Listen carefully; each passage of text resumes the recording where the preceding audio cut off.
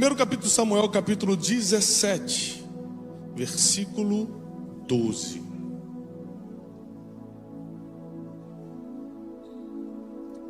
E Davi era filho de um homem efrateu de Belém de Judá, cujo nome era Jessé. Ele tinha 8 filhos, e nos dias de Saul, era este um homem já velho e adiantado na idade entre todos os homens. Foram-se os 3 filhos mais velhos de Jessé, e seguiram a Saul à guerra. E eram os nomes desses seus 3 filhos que foram à guerra: Eliabe, o primogênito, Abinadab, o segundo, e o terceiro chamava-se Samá. Era Davi o menor. Repete comigo: menor. Mais forte: menor. Uma coisa que eu percebo na Bíblia é que Deus não gosta de começar grande, não gosta de usar quem já está dando certo. Ele pega sempre o menor. Quando ele chama Gideão, Gideão fala: eu sou o mais pobre. Eu falei: então, eu adoro usar o mais pobre. Eu adoro usar aquele que não tem condição. Eu adoro usar aquele que não acha que é capaz. Eu adoro usar o menor, porque Deus confia coisas grandes a pequenas pessoas, para que o nome dele seja glorificado. Para ninguém tenha o risco de dizer: tudo bem que Deus me ajudou, mas eu sou bom, né? Então ele já começa a chamar os improváveis. Não, esse aqui tem tudo para dar errado, vou chamar e vou mostrar que comigo dá certo. Essa aqui tem tudo para se perder na vida, eu vou chamar e vou mostrar que comigo, quem tinha tudo para se perder, se acha. Davi sendo o menor e os 3 maiores seguiram a Saul. Versículo 15. Davi, porém, ia e voltava a Saul para apacentar as ovelhas de seu pai em Belém. Vou repetir esse versículo. Davi, porém, ia e voltava a Saul. Quem assistiu a primeira mensagem, a mensagem da manhã, se você não assistiu, assista na internet. Eu expliquei que Davi entrou pela primeira vez no palácio para tocar harpa. Então, quando a Bíblia diz que Davi ia e voltava a Saul, e ele voltava para quê? Para apacentar as ovelhas do seu? Ele ia no palácio, tocava a harpa, que era a habilidade que ele tinha na época, tocava a harpa, acalmava Saul, que Saul ficava perturbado por causa de um espírito que o atingia, um espírito mau da parte do Senhor. E ele rapidamente acabava, guardava o instrumento e voltava para as suas obrigações do dia. Isso quer dizer que Davi tinha consciência que nem tudo que você faz tem recompensa imediata. Porque tem gente que tocou, por exemplo, o tecladista está tocando ali e ele fala assim: poxa, fui chamado para tocar no domingo, então quer dizer que minha vida agora vai mudar. Olha quanta gente me assistindo, estou tocando na presença dos reis da terra. E amanhã ele tem que ir para o trabalho normal. Se é numa borracharia, ele vai ter que ficar fazendo negócio do pneu. Se é limpar uma casa, ele vai ter que limpar a casa. Ele vai ter que voltar para a vida normal, para o cotidiano. Isso atinge muitas pessoas, quando parece que você está sendo usado numa coisa, mas tem que voltar para a sua normalidade outra hora. Davi tinha essa consciência, porque ele ia, tocava para o rei de Israel, tocava a harpa, acalmava, resolvia um problema para o rei, e voltava para a sua vida ordinária. Voltava a fazer o que ele já fazia. Voltava a fazer o que não dava luxo, não dava dinheiro, não dava a liberdade que ele precisava. E deve ser muito difícil você estar num lugar muito bom no dia e ter que voltar para a sua realidade no outro. Quem está entendendo? Mas ele ia e voltava. Se você não tiver a habilidade de ir para alguns lugares, mas saber voltar para onde Deus ainda está te treinando. Porque Davi, quando assume Israel, Deus fala para ele: eu escolhi você, porque Israel precisa de um pastor. Você será a lâmpada de Israel, você será pastor de Israel. Então, o que ele achava que era humilhação, cuidar de ovelha, era treinamento para ele pastorear pessoas. Por isso que, se você se deslumbrar com pequenas pistas do destino que Deus dá para você, você não quer voltar para o lugar do treinamento. E se você não volta para o lugar do treinamento, você abre mão de tudo aquilo que está por vir, porque Deus só entrega quando você está preparado. Deixa eu te falar, Deus nos chama de filhos, não é isso? Sabe quando Ele começou a nos chamar de filho? Alguém sabe, teologicamente falando? Quando é que Deus se torna nosso pai? Porque no Velho Testamento, Ele era Senhor dos Exércitos, Jeová, general de guerra, o grande eu sou. Era só coisa altíssima, era alta patente. Depois de Jesus, Ele fala o seguinte: olha, agora eu vou definir um título só. Você só precisa me chamar de uma coisa, e esse título vai englobar todas as outras coisas que eu sou também. E o apóstolo Paulo, em suas 13 cartas, começa dizendo: Deus, Pai do nosso Senhor e Salvador Jesus Cristo. E ele define: olha, se você quer entender o meu relacionamento contigo, você precisa entender o relacionamento do filho com o pai, de um pai com o filho. É por isso que o inimigo das nossas almas, Satanás, tenta atingir tanto a paternidade, tenta tirar tantos pais de casa, tenta fazer o pai ser ausente, não cumprir com as suas obrigações, não amar, não educar, não dar destino para os seus filhos, porque isso atinge diretamente a forma como as pessoas enxergam Deus. Então, como eu tive um bom pai, e tenho ainda, é mais fácil para eu entender o relacionamento de um ser humano com Deus. Porque meu pai o tempo todo tenta me proteger, então eu falo: entendi, Deus o tempo todo me protege. O meu pai, quando está na frente dos outros, fala: não, meu filho, rapaz, meu filho você tem que ver meu filho pregando, tá? Meu pai é meu divulgador, fica dando meu livro. Você já leu o livro do meu filho? Não, por favor, toma esse livro aqui e tudo. Então, eu começo a entender melhor o amor de Deus, porque eu tendo um bom relacionamento com meu pai, eu consigo entender como é. E quem não tem? Quem teve um pai abusador? Quem teve um pai ausente? Um pai que não pagou pensão e você ficou sem comer dias? Quem teve um pai que simplesmente resolveu abandonar a família e seguir a vida a troco de nada? É difícil. É difícil você entender a bondade e a misericórdia do Pai eterno, do Pai das luzes, do Pai celestial, quando você não tem referências. Por que Abraão foi chamado pai da fé? Porque ele acreditou quando não tinha referência para acreditar. Hoje dizer que a gente acredita é fácil. Tem Bíblia, tem um monte de testemunho, tem culto, tem... E acreditar quando ninguém é referência, ninguém te falou antes. Eu já escutei a mesma voz: pode ir que é Deus. Então, sem referência a gente perde rumo. Sem referência a gente fica sem norte. Então o inimigo ele tenta atingir essa figura paterna justamente para a gente não entender o relacionamento de Deus com a gente. Mas uma coisa que eu percebo é que um pai o tempo todo ele fica tentando justamente dar direção para o filho. Ele fica tentando o tempo todo guiar o filho. Você vê que Davi, ele foi colocado como pastor em Israel depois que foi treinado para isso. O meu filho, eu tenho 4 filhos. Você imagina? Quando a gente morava aqui nos Estados Unidos há anos atrás, a gente era feliz e não sabia, porque no Brasil é muito difícil achar os carros de 8 lugares, né?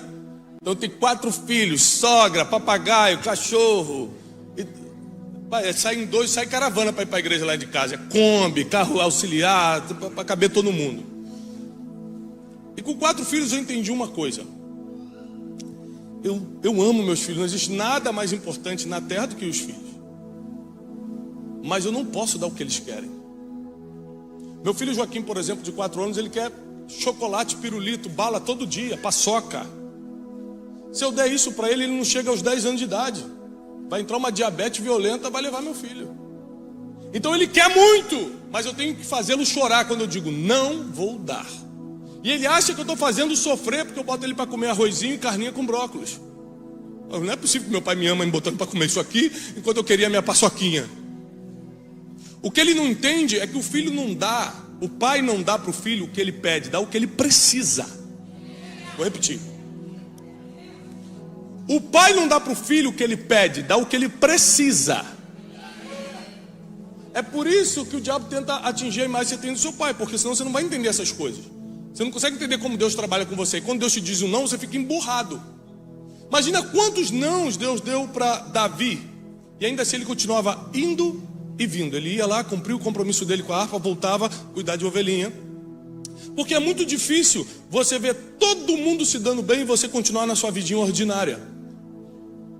A Bíblia diz que Eliabe, Abinadab e Samar já estavam no exército. Ou seja, foram para o lado de Saul, estavam com patente,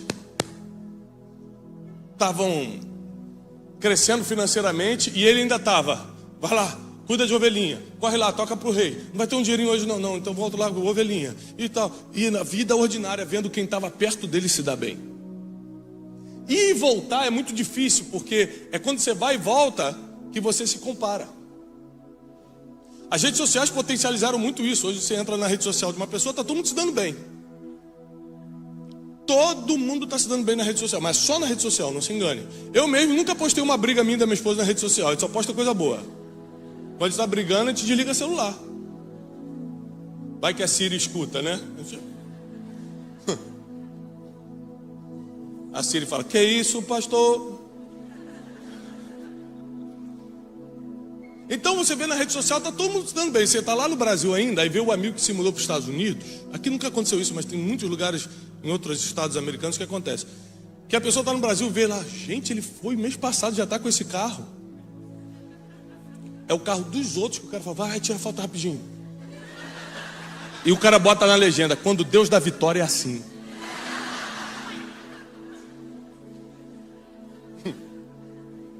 Aí você lá no Brasil fala, gente, eu vou também.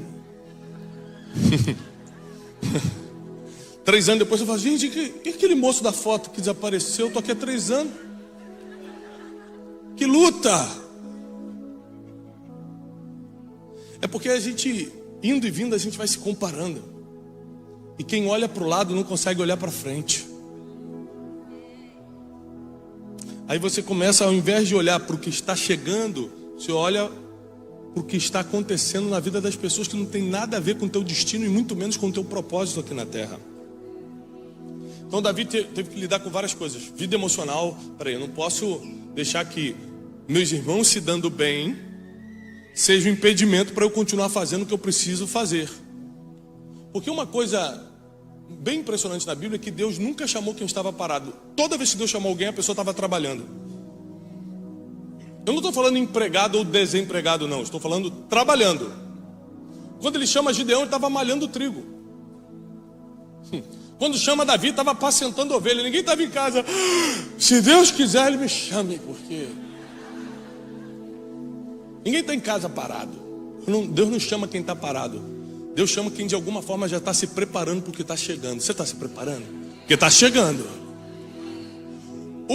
O problema que acontece é que quando nós estamos na vida ordinária, fazendo aquilo que é comum todos os dias, vendo pessoas aparentemente viver o extraordinário, porque os irmãos de Davi estavam vivendo o extraordinário, só aparentemente, na verdade não, eles estavam com medo. Nessa cena aqui vai aparecer Golias, e a Bíblia diz que quando o gigante aparece, todo o exército de Israel entra em pânico,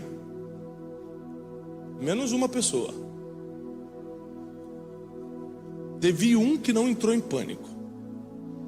Teve um que caiu de paraquedas ali. Sabe por que ele caiu de paraquedas? Porque ele estava cumprindo um princípio. Quem cumpre princípio cai numa oportunidade que nem era tua. Vou te provar.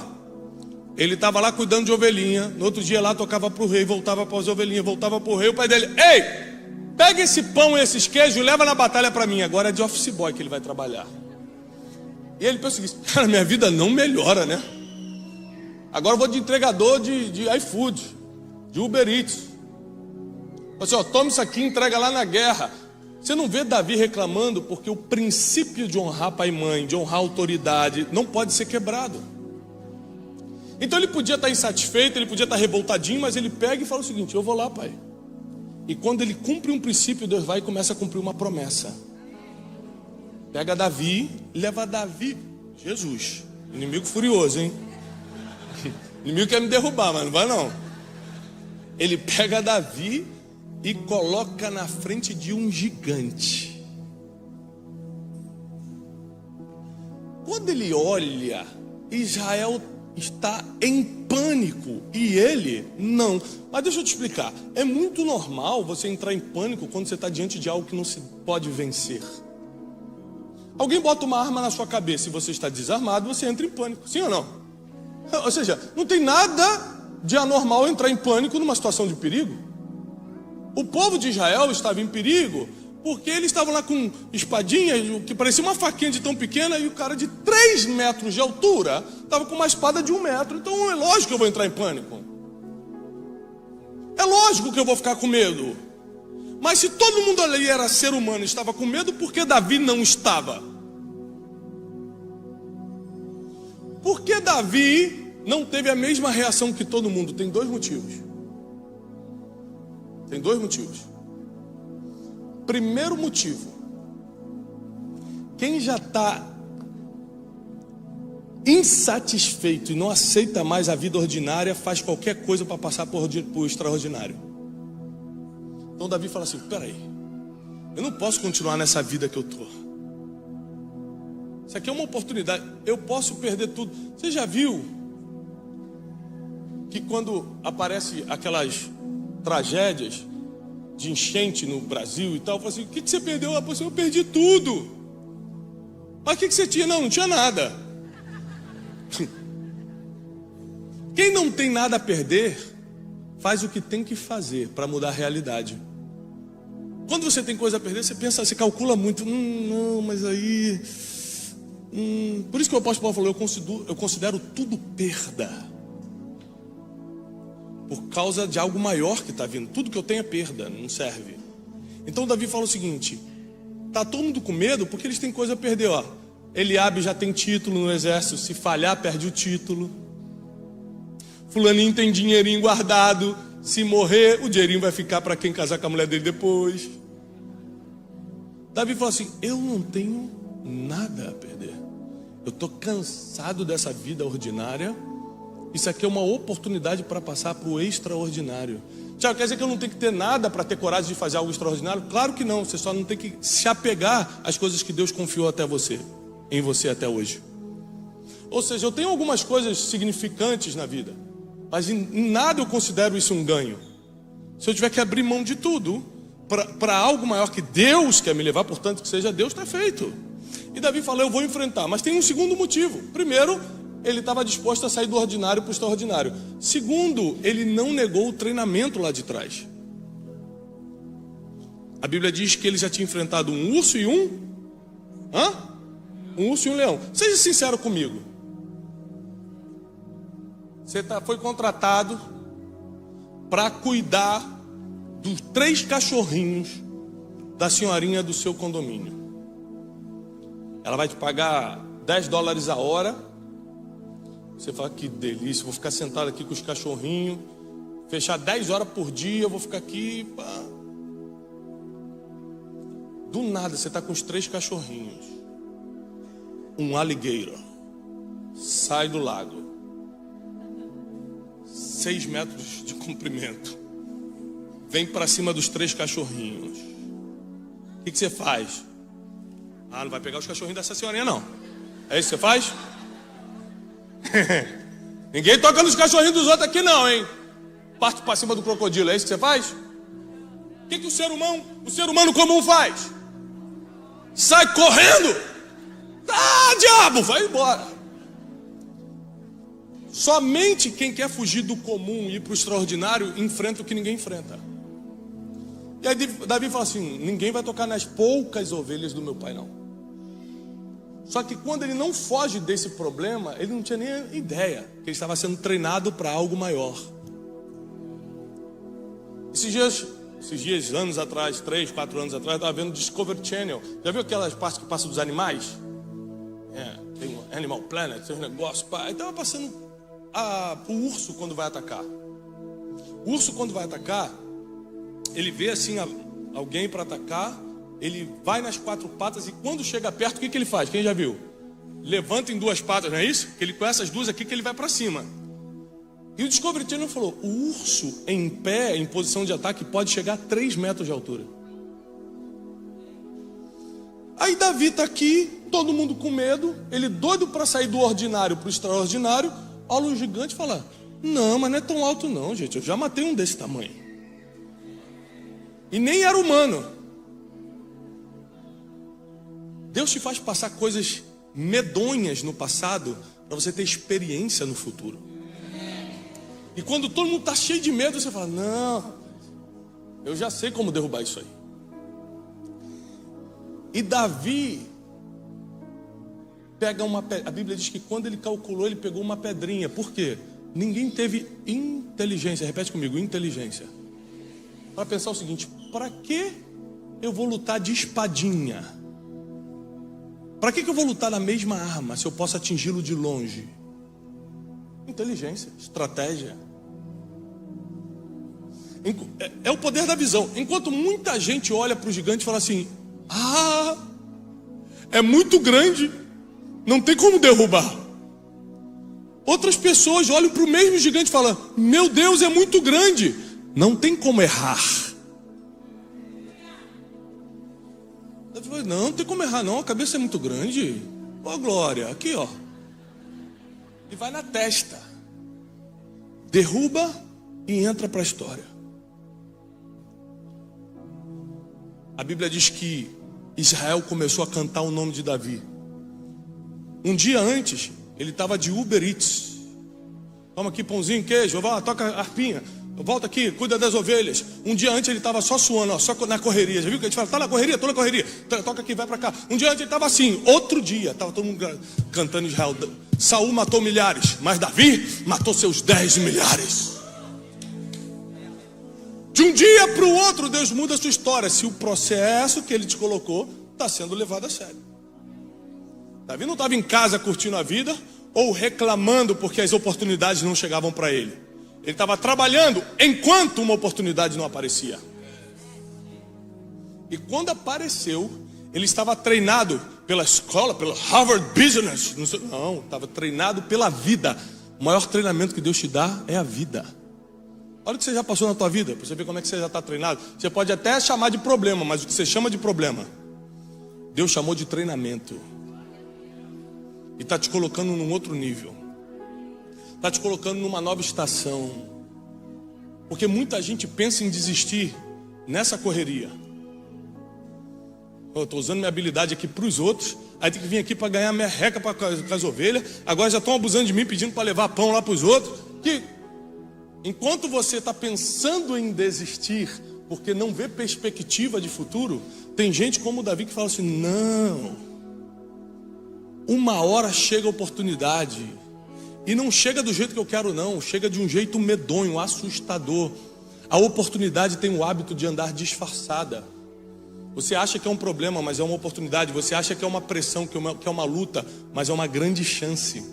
Geralmente oportunidades vêm disfarçadas. E Davi entra nessa batalha. E a primeira coisa que ele pergunta, que Davi sabia o que queria: você sabe o que você quer? Davi sabia. Quer ver? Ele entra na batalha. Qual é a primeira coisa que ele faz? Quem lembra? O que ele grita? Hã? Quê? Qual é a recompensa? Muita gente fala o seguinte: não, ele falou: quem é você para afrontar o exército dos Deus vivos? Falou mesmo, depois. Ele ficou espiritual depois que ele soube da recompensa. Quando ele soube da recompensa, ele quem é esse homem aí para afrontar o exército? Qual é a recompensa? O que vão dar para quem derrubar? Ele nunca tinha perguntado de recompensa para ninguém. O pai dele mandava fazer as coisas, ele fazia. Saul mandou ele tocar, ele tocava. Ele nunca tinha perguntado: mas o que eu vou ganhar? Mas tem uma hora que vem tudo na tua mão. Ele falou: ninguém quer lutar, só eu. O que eu vou ganhar? E aí todo mundo começa a falar: olha, o rei vai dar a mão da filha. Ele: opa, vou deixar de ser plebeu e vou me tornar nobre? Isso. Vai enchê-lo de riquezas. Vou deixar de ser pobre, vou ficar rico? Isso. E vai isentar a casa do pai de impostos em Israel. Ainda vou honrar meu pai e minha mãe. Fechado, eu vou. Quem é esse incircunciso para afrontar o exército de Deus? Aí ficou espiritual. Quando ele soube que ia ficar rico, ele falou: deixa comigo. Sabe por que muita gente não luta com gigantes? Porque não sabe o que quer. Não sabe qual é a recompensa de derrubar gigante. Quando a depressão aparece, você se entrega. Quando a quebra financeira vem, é mais forte do que a tua vontade de se levantar.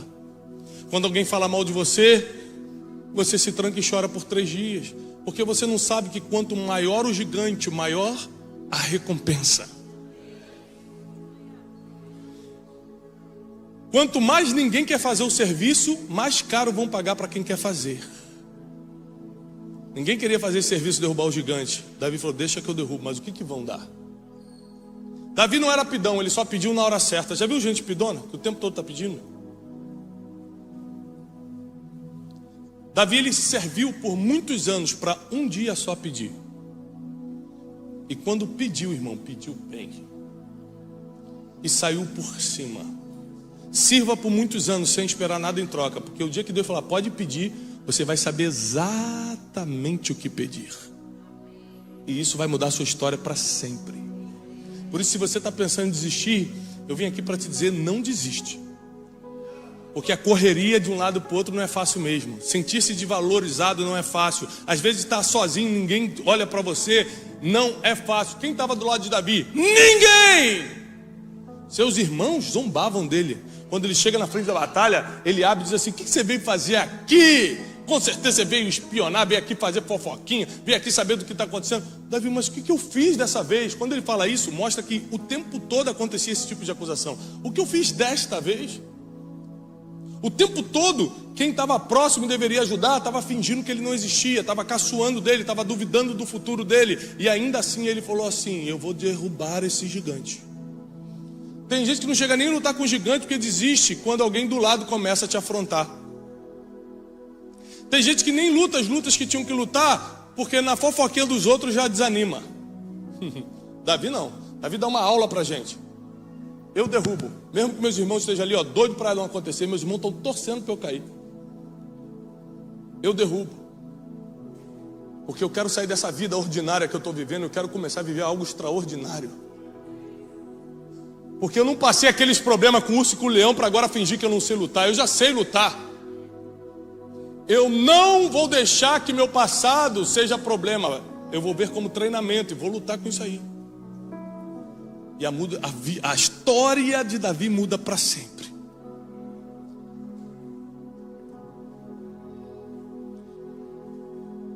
E ele começa a escutar todo mundo gritando o nome dele.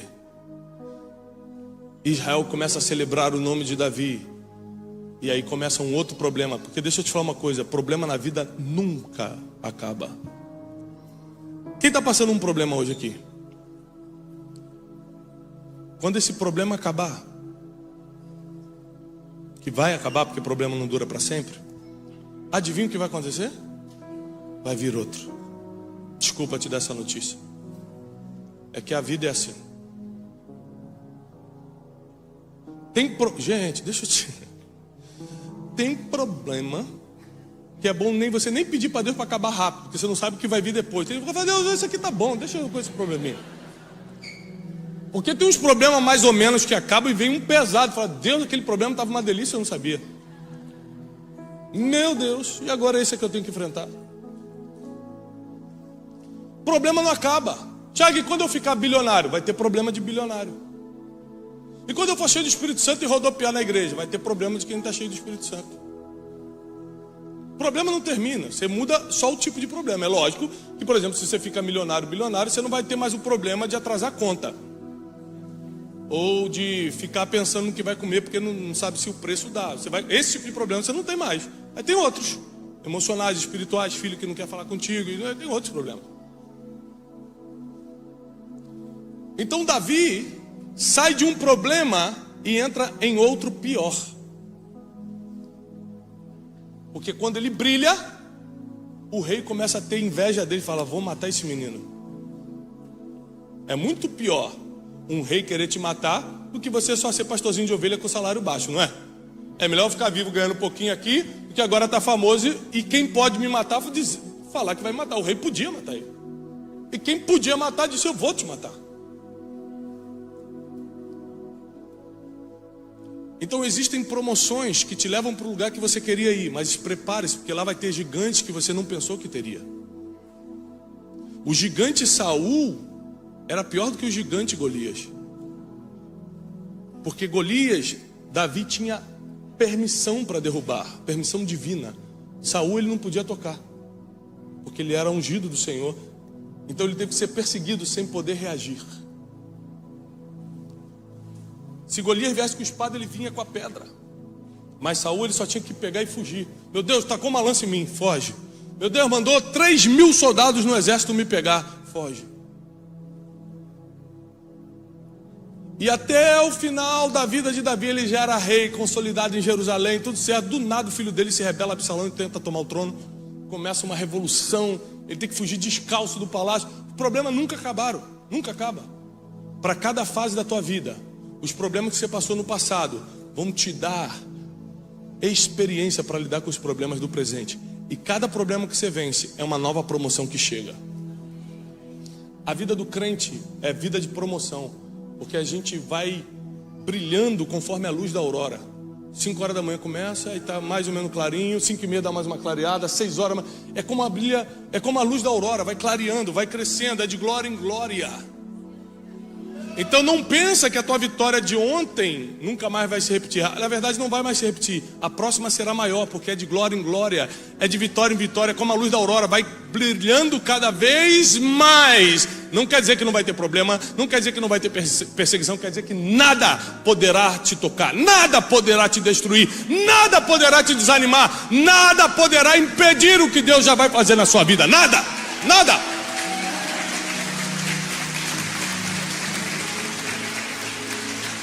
E eu encerro dizendo o seguinte: Davi soube lidar com as fases. A maioria dos seres humanos desistem porque não sabem lidar com as fases da vida. Eu estou vivendo uma fase hoje que quem me vê de fora fala: Thiago está numa fase boa. Mas é porque você só vê número. Você vê o número de rede social, vê onde eu vou, onde eu deixo de ir e tal. Mas na verdade é uma fase muito difícil, onde você tem que tomar decisões, que uma decisão errada... Se há 10 anos eu tomasse uma decisão errada, eu, puxa, errei, caramba, vou começar de novo. Se eu tomo hoje, acaba com a minha vida. Você tem que andar mais atento com tudo, escolher com o que você faz, o que não faz, onde investe, com quem anda, tudo. Você tem que estar 24 horas atento, ligado, no mundo espiritual, no mundo natural. Acabou. Então é fácil você olhar para os outros de fora e falar: está numa fase boa. Você não está acompanhando por dentro. Você não sabe os desafios. Você não sabe como está a vida emocional, como está a vida espiritual, como está a família, como está que tipo de inimigos ele está enfrentando. Porque a maioria dos inimigos você enfrenta e não pode tornar público, porque senão você divulga o inimigo. Aí você tem que enfrentar calado. Então deixa eu te falar uma coisa: a vida de Davi, como a nossa vida, foi uma vida feita de fases. E ele soube respeitar cada fase. Por isso ele terminou bem. Porque errar, ele errou mais do que a gente. Errar, ele errou mais do que a gente. Mas ele terminou bem, porque ele soube como respeitar cada fase. A fase que você está hoje não é para você desistir, é para respeitar, porque está vindo algo muito melhor aí. Está vindo algo que vai te levantar de vez, e nada será capaz de te derrubar. Se você crê nisso, fica de pé e aplauda ao Senhor. Eu quero orar por você.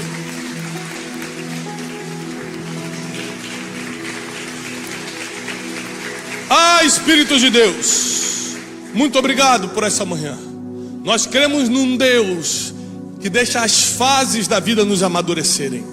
Continuaremos, Senhor, nessa correria. Vai para um lado, vai para o outro, mas sem olhar para o lado para se comparar. Olharemos para frente onde está a oportunidade. Quando nossos gigantes aparecerem, Senhor, mediante a recompensa que buscamos, vamos enfrentá-los. E sabemos que o tamanho do gigante vai determinar o tamanho da vitória. Nós declaramos que nenhum mal sucederá e praga nenhuma chegará na casa do teu povo. Dá ordem aos teus anjos a respeito de cada um que está aqui. Tu conheces cada um pelo nome. Tu planejaste o nascimento de cada um. Tu tens o destino deles na palma da tua mão, Senhor. Então nós declaramos agora as fases sendo respeitadas, para as vitórias começarem a chegar. Você não vai desistir, você não vai parar pela metade, você não vai jogar tudo para o alto, você não vai abrir mão da tua própria vida, você não vai abrir mão das oportunidades que Deus te deu. Deus vai te levar para uma fase que você nunca imaginou. Está logo ali na frente. Diz o Senhor: aguenta mais um pouco, porque está chegando o dia da promoção. Está chegando o dia da mudança. Aguenta mais um pouco. E nós declaramos isso na autoridade do nome que está sobre todo nome, que é o nome de Jesus. Aplauda o Senhor. Eu desejo paz e prosperidade sobre a tua vida, em nome de Jesus.